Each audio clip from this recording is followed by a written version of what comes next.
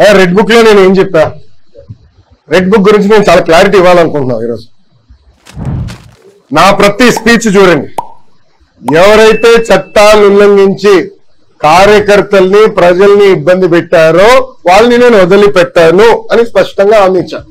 మళ్ళీ రిపీట్ చేస్తున్నా, చట్టాలు ఉల్లంఘించిన ఓకే. జోగి రమేష్ గారు అబ్బాయి ఏం చేశాడో ప్రజలు తెలుసుకోవాలి. అగ్రిగోల్డ్ భూమి పత్రాలు తీసుకుని ఫేక్ పత్రాలు సృష్టించి అతని పేరుపై ట్రాన్స్ఫర్ చేసుకుని అమ్మేశాడు.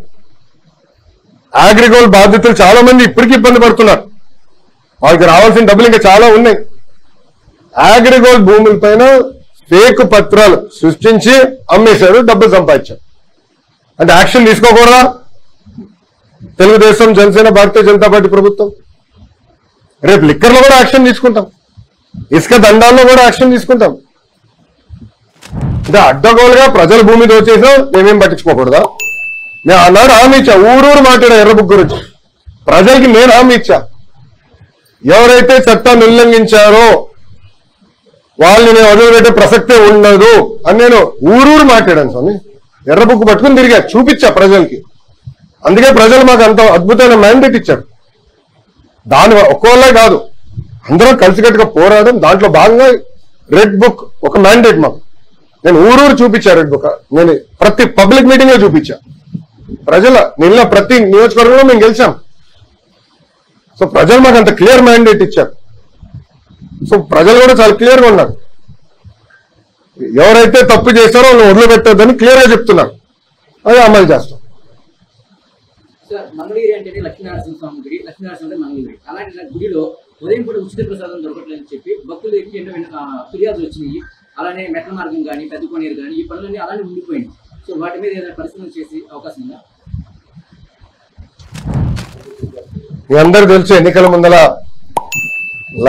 నరసింహస్వామి గారు కూడా వ్యక్తిగతంగా నేను కూడా ఆనాడు ఆభరణాలు ఇవన్నీ అందిస్తాం జరిగింది.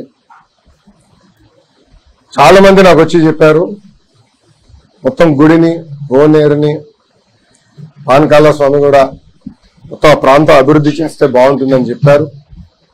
నాకు కూడా చాలా మంది వచ్చి ప్రజా దర్బార్లో కలిసినప్పుడు కొన్ని ఫిర్యాదులు ఇచ్చారు. దాని మేరకు మీరే చూసారు, కొన్ని యాక్షన్ కూడా తీసుకుంటాం జరిగింది. గత 5 సంవత్సరాలు అన్ని వ్యవస్థల్ని గత ప్రభుత్వం భ్రష్టు పట్టించింది. అన్ని ఒక కొలికి తీసుకురావాల్సిన బాధ్యత నా పైన ఉంది. తొలి 100 రోజుల్లోనే మీరు మార్పు చూస్తారు.